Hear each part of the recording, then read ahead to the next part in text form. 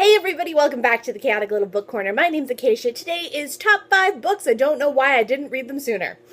I don't know how I'm going to make that into a title, but I'm going to somehow. So, we're going to just dive right in. So these are all 5 books that I have now read, and I don't know why I didn't read them sooner. I heard them raved about, I heard them ranted about, and I was really dumb and didn't read them sooner.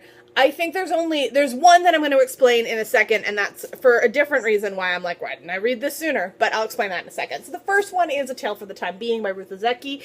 I had heard about this multiple times throughout my life. I had seen the cover so many times in my life. I don't know why I didn't read this book.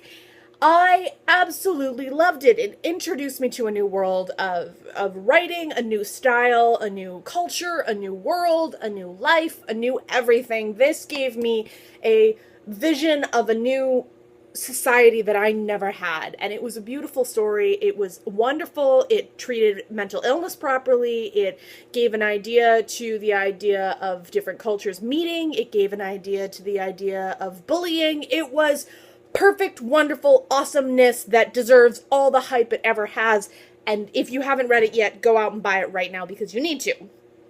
That could be said about any of these books, so I'm not going to say it again, or I'm going to try not to. Next, you guys know what's coming, I'm sure. Rebecca, I read this for the Booktubeathon. Why did I not read this sooner? This was amazing. I had heard about it. I had heard it raved about. My father raves about it. My mother raves about it. Both of them have taken English classics, literature classes. So over the years in my life, I've been kind of lectured when I don't read classic literature, and so they were like, why haven't you read it yet? And I'm like, ugh. So then I kind of just put it aside, bought a nice copy of it when I had a big bulk of cash come to me, and then I put it aside and I never picked it up, and then I read it with the Booktubeathon, and I am a dum-dum. Just, it was incredible. It was incredible. Hannah Kent's Burial Rites. This is a fascinating book. I am obsessed with this book, not just because of the plot. The plot was wonderful. It did make me cry. It made me think. It made me question myself. But the writing is the most beautiful thing I've read in a long time. And anything that Hannah Kent comes out, I will order within a second because it is amazing. She is amazing. I am obsessed. This is phenomenal and deserves everything you've ever heard about it. And fourth, A Secret History by Donna Tartt. What is wrong with me? Why did I not read this sooner? Amanda Center raved about it. Mercedes raved about it. Jen raved about it. And I was like, I'll get to it eventually. And then I read it and I was like, dumb. Why? Why are you... why are we dark now?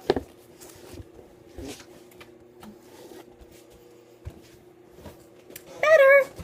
Yeah, so absolutely 110%. Fantastic. I absolutely love this. I think it's one of my favorite books. No, it is one of my favorite books of all time. I am obsessed.